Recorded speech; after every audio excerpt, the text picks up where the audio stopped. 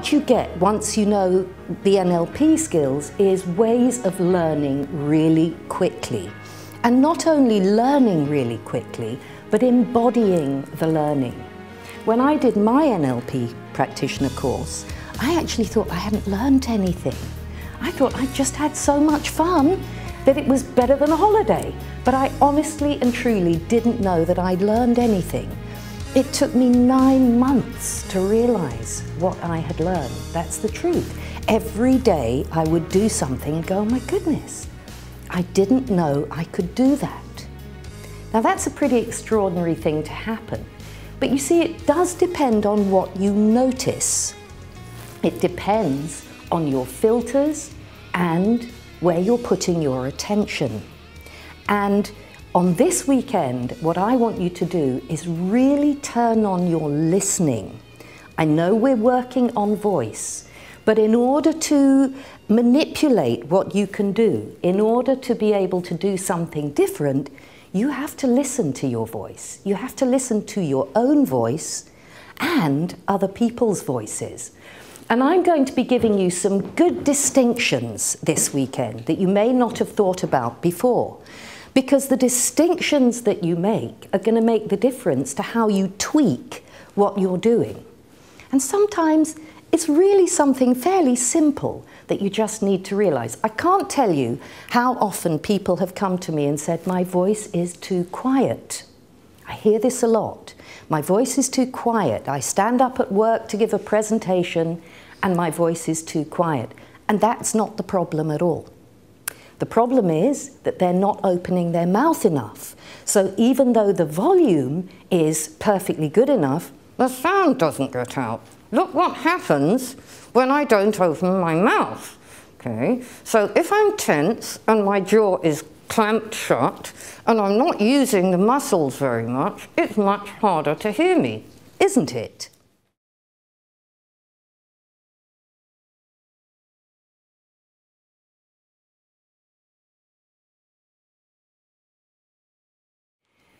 So let's start. I want to know, where did you get your voice from, what it's for, and what it is that would be useful to do here. You've all come here with something in mind. And by the way, congratulations. Congratulations for realizing that your voice is enough of a magnificent tool to make it worthwhile to know more about it, so you can do more with it. Where do you get your voice?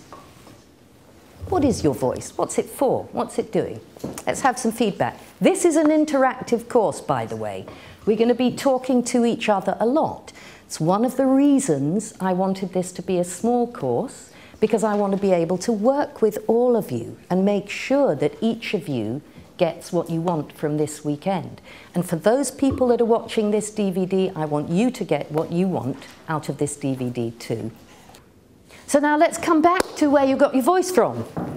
So you copied your family.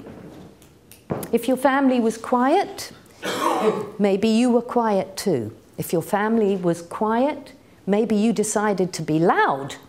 I get that too, polarity responders. So I get people who come to me with their voices are too quiet, but they had a really loud family and they had good hearing. So they found that offensive. They found that didn't feel good. So what they did was the opposite thing. But after your family, then what? And what happens? Think about it. School. Okay. So the next thing is you go to school. And in every school there is a vocal culture. In fact, in every organization there is a vocal culture. There is the way that people speak within a group. And most people want to either fit in or stand out from the group. And using your voice, making it sound similar to the other people in that group is a really good way of integrating yourself into a group. Knowing how to match other people's voice styles is going to be very helpful when you want to set up rapport. So, do you think then it might be useful to listen to voices which you really like, doing things that are really useful, and then just copying them. Simple. Very easy to do. So I want you to listen not only to my voice on this weekend, but to each other's voice, because everybody has some vocal strengths. And I'm going to be very interested to discover what your vocal strengths are. Most people focus on what they don't like about their voices, but I want to know what you do like, what's serving you well, because that's really worth acknowledging and being aware of so that you know what you can do easy, without any effort at all. And then you can work on the other bits. And that's what we're going to be doing. So your voice comes from, first of all, your family, second of all, your school, and third, the people that you hang out with and the people that you work with, the university that you went to. There are vocal cultures everywhere. Okay, good. We can do groups of 4, and I'd like you to get into a group with 3 other people and just talk about what your home vocal culture was, what your school vocal culture was, so that you start to get to know how you got the voice you had. So I want you to spend just 10 minutes together and just track back through how you got your voice. So when I did talk, I had a terrible lisp and I couldn't say S's or R's, and I can still do it, it sounds funny. But and then I started fixing it up when I was about 13 or 14 when I got to high school. But I spoke very quietly and very slow.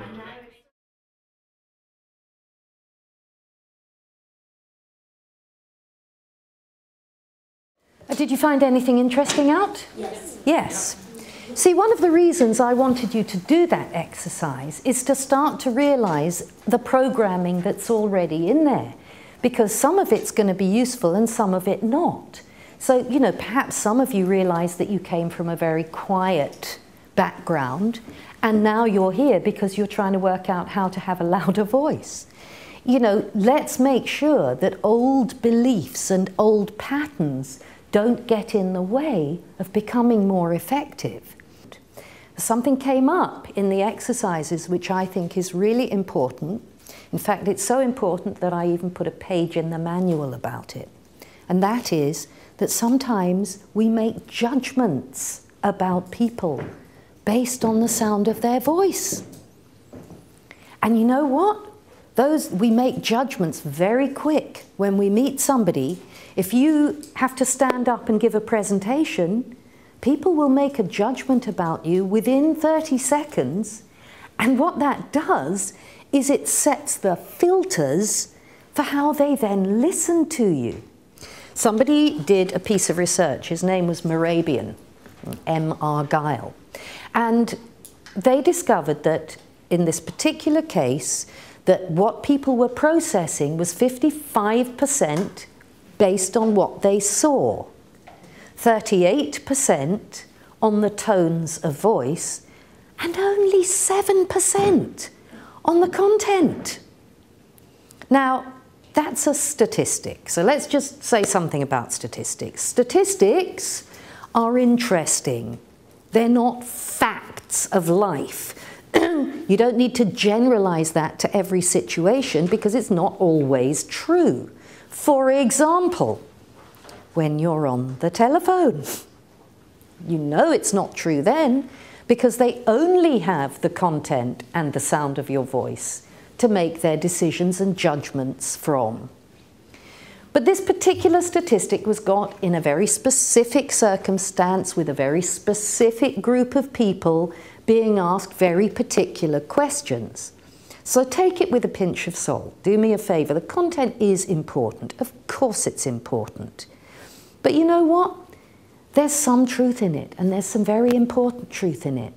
If I say to you, yes, or if I say to you, yes, it means 2 different things, and you automatically know the difference. You're hardwired from before you were born to process the difference between those 2 sounds.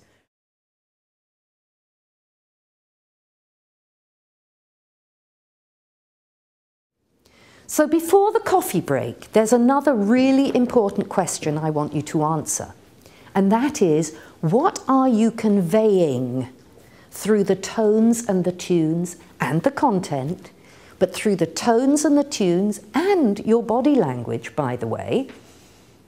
What are you conveying? What is it that we're picking up? What is it that a baby hears in its mother's voice that gives it the information that she's soothing them or playing with them? What are you conveying? Now, that's a question. What are you conveying? Anybody know? Well, for a baby, it's familiarity, because it's the same voice they hear over again. That's one thing. This is a familiar voice. But how do they know the difference between this is the familiar voice and she's playing with me, or this is the familiar voice and she's putting me to sleep? The tone. Sorry? The tone. Yes, they're listening to the tone of voice. What are you conveying through the tone of your voice? Again, your feelings? Yep, that's one thing. What else? Your intention, if you're doing a good job, yes. State of mind. Your state of mind and body. Your state, in NLP, we just call it your state. Your state is being conveyed through your voice. And the thing about your state is it's contagious. You must know people who walk in the room and it's like the sunshine walks in with them. And you want them to come to your dinner parties and you want them on your team. And then there are other people that walk into the room and it's like they've vacuumed up all the good feelings in the room. They're just a downer. Do you know people like that? I think we all do. There are some people who are just in a horrible state. Or people that walk in the room and everybody gets tense. I once had somebody on one of my group courses and I'm listening to his voice thinking, this guy sounds disabled. He sounds like he's in a wheelchair. Now, I'd never heard that before. I'd never thought about it. I'd never made any distinctions about that before. But I'm looking at an able-bodied person who, if I'd had my eyes closed, the picture in my mind would have been of a man in a wheelchair. And I had a long chat to him about it. And what it turned out was that his father was in a wheelchair. And his father also had asthma.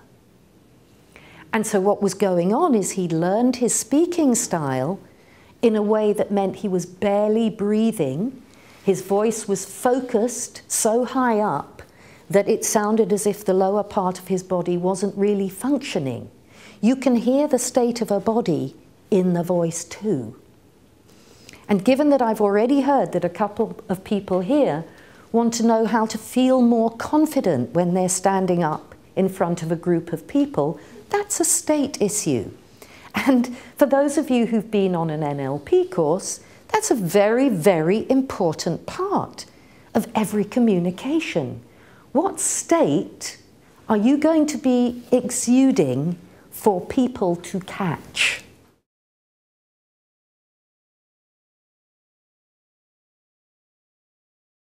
I want to talk to you about the meta programs that are involved in your voice. And I've mentioned the first and most important one of all. And I've got to tell you that people sometimes come to me and they say, I want to work on my voice. And I can hear that the problem is a state problem.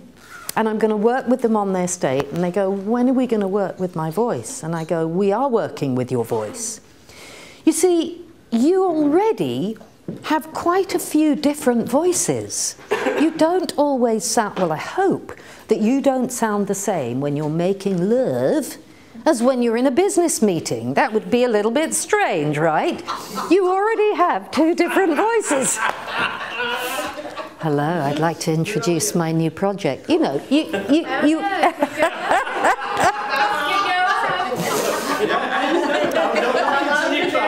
You don't know till you've tried it, that's true.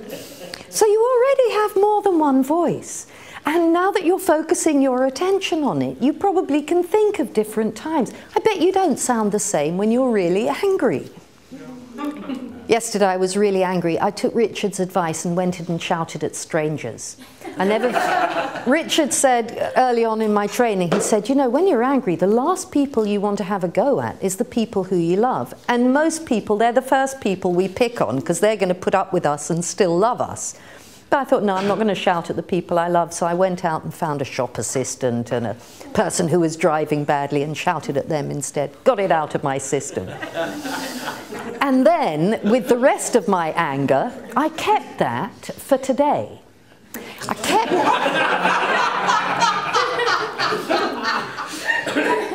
and transformed it into energy. Because the wonderful thing about anger is it's just a big energy blast. And you know, when you talk to lots of people, you need more energy to sound the same. If I spoke to you one-to-one in exactly the same way as I'm speaking from the stage, it would be way too much. You'd be going, back off.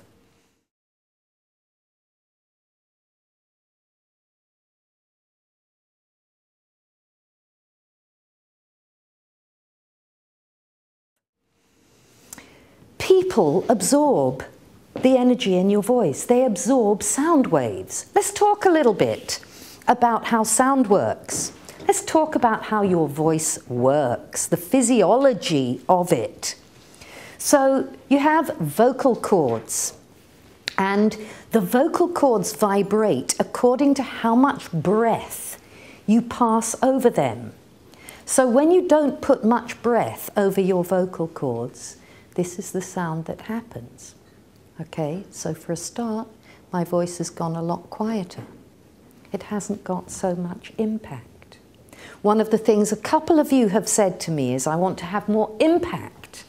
Well, that's very literal and physical in terms of a voice. You're going to need the sound waves to come out of you and hit other people and have the desired effect. If your sound waves do not reach the other person, first of all, they're going to have to work to listen to you. And most people will not work for long. If you're difficult to hear, most people will begin to switch off after a short while. So if you're too quiet and you have too little impact, then you're going to lose people's attention. So if you have to stand up for half an hour and give a presentation, that's not what you want to happen. Okay? You want to be able to continually not only have impact, but the kind of impact that you want. There isn't just one big thing called impact, but it's very useful to think about it in terms of the actual physical impact that you have on people with your sound waves. Because what happens is you pass the breath up from your lungs over your vocal cords, and your vocal cords work a little bit like, you know, when you get a balloon and you pull the top of it and it goes,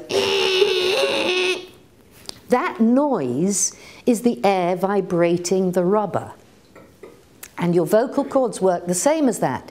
The air passes over your vocal cords and vibrates them, and that makes a sound, which sounds just eh. Okay? And then you shape those words with your mouth, with your tongue, with your teeth, with your jaw. All the shapes that you make here is what shapes the sound. And then the sound comes out of your mouth riding on the breath. The sound waves ride the air waves. Have you heard the expression in space, nobody can hear you scream? Okay, that's because there's no air. If there's no air, the sound waves cannot travel well. They need the air to travel on. When you speak, your sound waves ride on your breath. So it is important to have some breath control. We're going to be working with that probably later today, because breath control is what controls the amount of sound, so therefore the volume. Then the way you shape your mouth controls the sound that comes out. To say E, you're doing something different from ooh. That's why the sound sounds different, because there's a different shape. You're squeezing it. You're manipulating the sound so that it makes different has a different effect and makes different sounds. And I think this is really strange, but I have sometimes spent the entire 2-hour session with a new client who comes to work with me on voice, possibly stammering, teaching them when they're breathing in and breathing out. Now that may sound weird to you, I hope it does, but there are many people who can't tell the difference. Take a deep breath in. That means you feel the air going in, and breathe out, you feel the air going out. Some people really are so divorced from their connection with their bodies that they don't know the difference between. But when you're working with your voice, it's really important to know how to adjust how much breath you're using, and then to use that breath. Because if you don't use it, but you pass over lots of breath, this is the sound that you get. It's not helpful. One of the judgments people make about voices that are too quiet is that the person isn't being helpful, because that's what it feels like. You have to work to hear it. They are not guiding your state and your attention when they are speaking. And it's important to do that. When you're speaking, you want to help somebody out. You want to guide their attention, and you want to help manipulate their state so that they have the right filters to process your information in the way you want them to process it. So the first thing you want is to be able to get your sound to impact them, because the sound waves are actually bathing them and having a physical effect. And in the same way as your state is one of the meta programs for working with your voice, one of the umbrella things that you need to pay attention to, so is your physiology. Because just look at what happens when I change my body shape. So what happens to my voice when I talk to you like that? I've done nothing different at all other than move my body. Can you hear the difference? Yes. Can you hear the difference when I talk to you like that? Yes, of course you can. Everything that you do with your body affects the sound. Now, one of the places you get your voice from in the first place is your body shape. Okay? So you start off with a default size and shape. And the reason you hear little babies with little voices like that is because of the size of their vocal cords and the sizes of all the shapes inside them that make a sound more like this. It's just physical. And the stuff we're going to be doing here tomorrow is all physical. Today we're paying attention to state and all the meta-level programs, because they will make the biggest impact. And then we can make the little tweaks with different aspects of voice and the shapes that you use and how you're breathing. And that's going to give you many, many more options. Because I said to you at the beginning, there's no such thing as a wrong voice. There's no such thing as a bad voice. There's only an inappropriate voice. And the more ways that you can use your voice, the more choices you have. And for you NLPers, or anybody here, very few people here are even close to my age, I'm an old hippie. And so is Richard Bandler. And we both think that freedom and having lots of choices is a good thing, because in the 70s, that's what it was all about. We wanted to be free. I still think that's a really good idea. And in order to be free, one of the things is to have choices so that you can choose the one that's most appropriate and best for you at any one moment, so that you can get the responses that you want.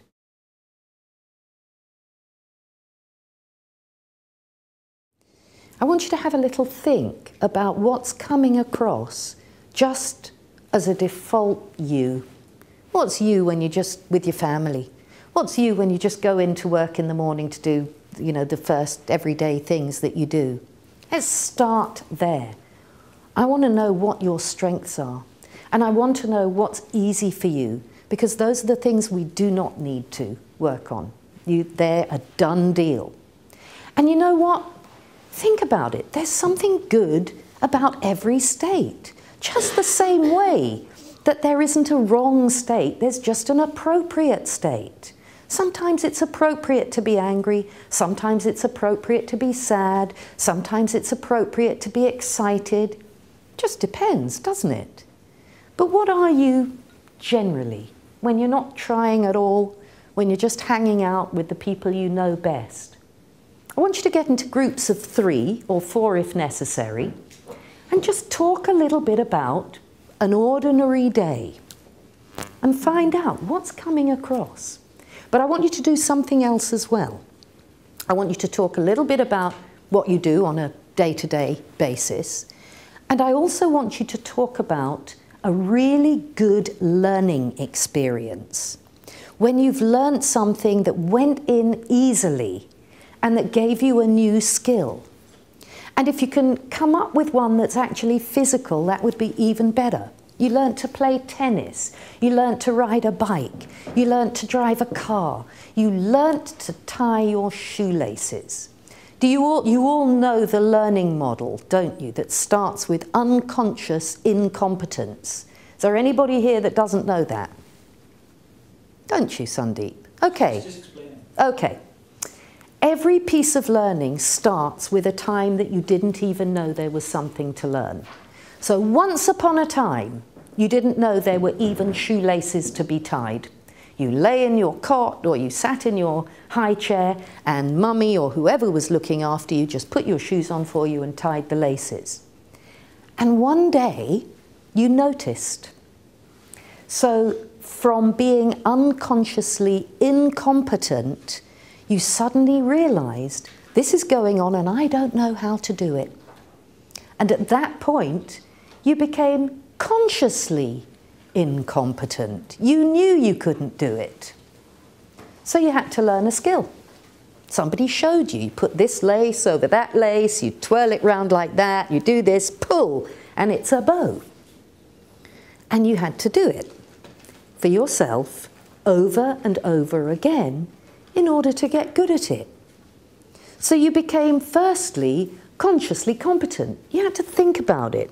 You had to really look and think and probably talk to yourself, this one over that one, pull it round, pull it round, inside your head, and do it at the same time. And then after you'd done it a number of times, it became really easy. In fact, it became so easy that I bet every one of you here could tie up your shoelaces while watching TV. Okay? Because your fingers know how to do it now. There are lots of competencies that you have that you don't have to think about.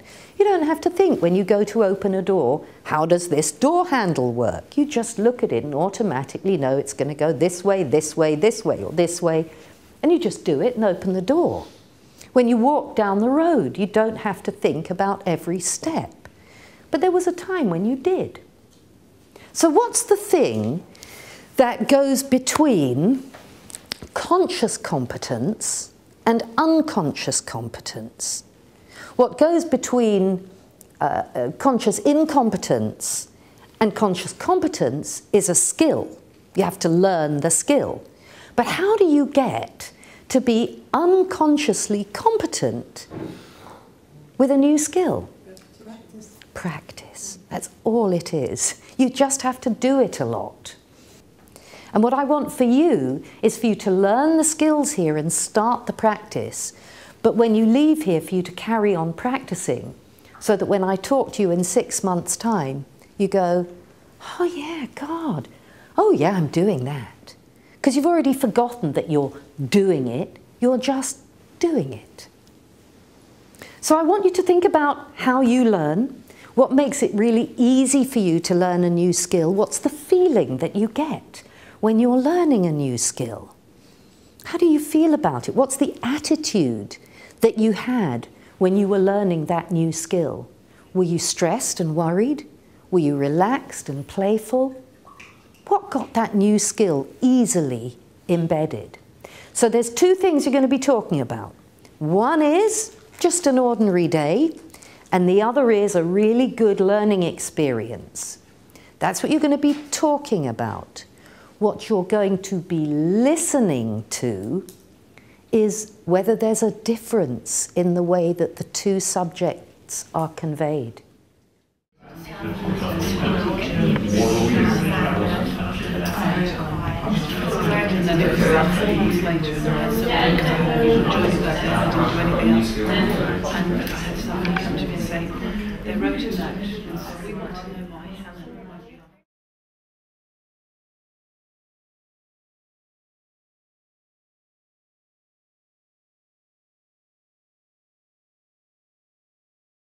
A lot of people breathe only at the top of their lungs, and I want you to listen to what that sounds like if I only use the top of my lungs with which to speak. So now I'm only breathing at the top of my lungs, and I want you to assess from listening to this whether I've lost some of the impact. Maybe this would be useful when I need to sound like I need more help, I don't know. But I want you to hear, first of all, there's very little I can do. I haven't got the broad area to work from because I'm only breathing up here. Has a completely different sound. Can you hear it? Can you hear it? Okay, it's really different. And if that sounds like you, then you know what you're doing. We're going to fix it in one go by taking the breath down. Your voice, I'm going to show you how to center your voice later on. But first of all, let's get the breathing right. Put your hands on this area, anywhere at the bottom of your rib cage, so that you really get in touch with the muscle movement under your hands. And what I want you to do is to blow gently all the air out of your lungs so that you have no air in your lungs at all. Ready? And I want you to feel the squeeze as all the air goes. You may need to relax your shoulders, but keep squeezing it until you've got no air left. And feel the tightness, and then relax. Because when you relax, the air will come in again. Now, is there anybody here who couldn't feel the muscles squeezing there? You all could, couldn't you? Okay. So just do that a few times now. This exercise is in your manual, so you don't need to write any of it down. Just breathe all the way out again so that you feel yourself squeeze the air out. And then relax it back in. Do it at your own speed. And keep your attention very focused on the sensation in your body. Close your eyes if it feels easier. And just focus on how it feels. What are you doing with your muscles? Is the air warmer or cooler on the in-breath or out-breath? So you really start to notice the process of breathing. If it makes you feel like yawning, that's a good thing. And it's a message from your body to say, I like this feeling of clearing the old air out. Have more, have more. That's what yawning's about, get more air in.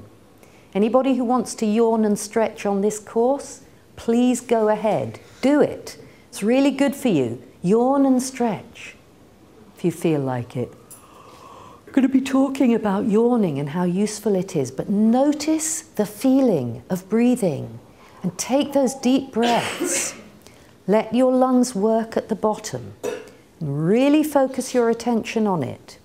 Now, you don't have to go all the way squeezing all the air out. Once you know the muscle movement and you're in touch with it, you just carry on using those muscles. It's okay to relax and close your eyes. I haven't finished.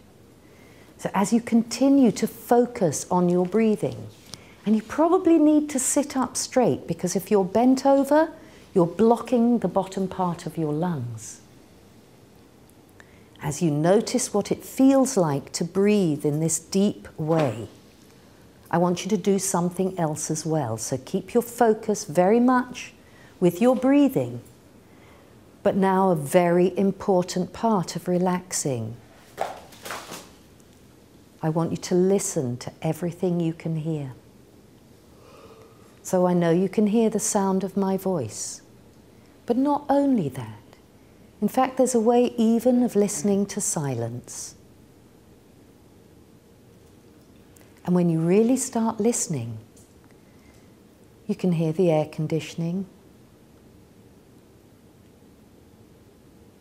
You can even hear the silence between the words. Really listening now.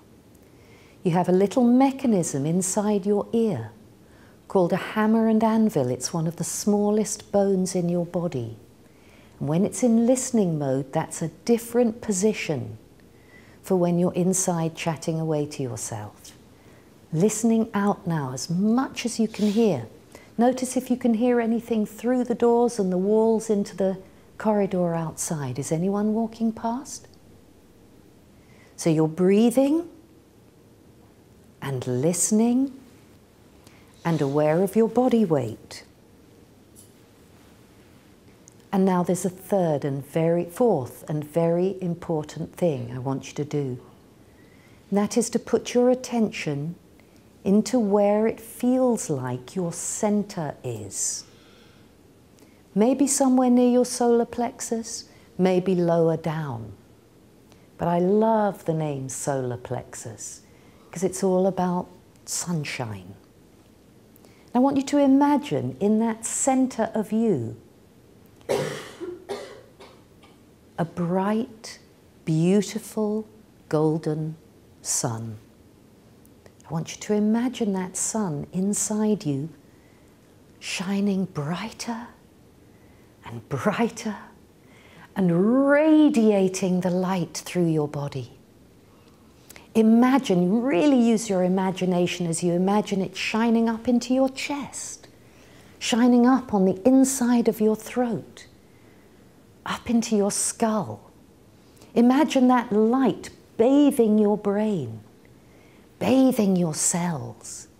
Imagine it shining all the way down on the inside of your arms and into your stomach and your hips and down through your legs, radiating and shining brighter, brighter, until you're absolutely filled up with that shining. Imagine it creeping out of the pores of your skin, coming out from underneath under your toenails. Imagine that as I'm looking at you, I can see you sitting there shining. Imagine what you'd look like if there was a glow around you because of this wonderful internal sunshine.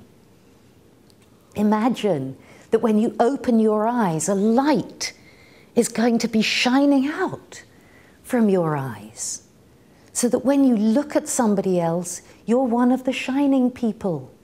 You're one of the ones that comes in the room and lights it up, shining from your center more and more, radiating it through you and imagining it coming out through the pores of your skin as you continue to breathe and listen. How relaxed do you feel now, and can you relax even more? Double it. Shine even brighter, double it. And feel how good it feels just to let go of everything and just listen to the sounds in the room around you. Feel yourself here, resting in the chair, being in touch with your body weight, being in touch with your center, shining and feeling relaxed. So that's a very easy, quick way to get rid of adrenaline. And even though none of you was particularly nervous, so you won't know the impact of it when you're really nervous, if you really breathe and listen and shine, if you're feeling nervous, it just disappears. And I remember I'd been teaching that exercise for about 5 years when I had something difficult happen.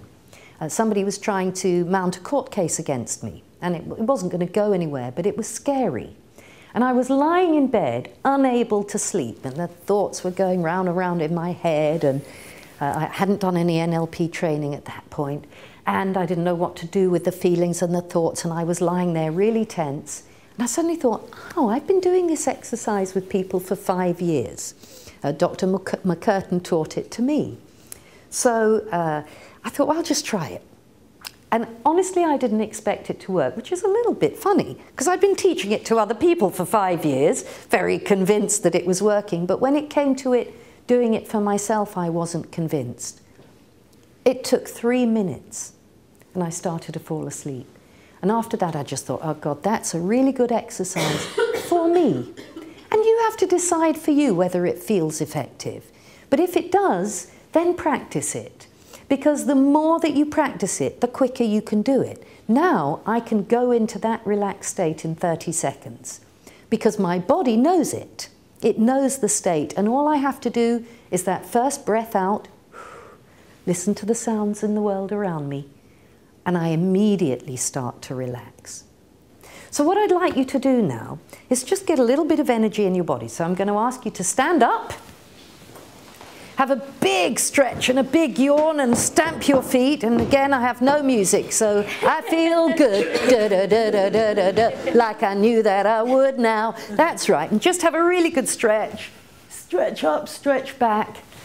That's it. And then I want you to go and find 2 other people in here and talk to them and listen to your own voice. So go up to them, talk to them about how that exercise was for you, and listen to your own voice. I want you to calibrate whether it sounds different when your body is more relaxed, okay? And then after that, people, you can go to lunch and I'll see you back here at 2:30. So speak to 2 people, then you can give me a round of applause and go to lunch. So 2 people and listen to your voice.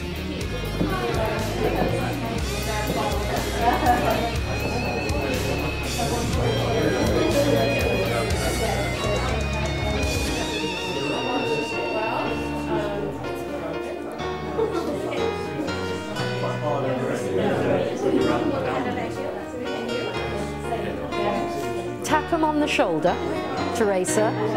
Just tap someone on the shoulder and go, oi!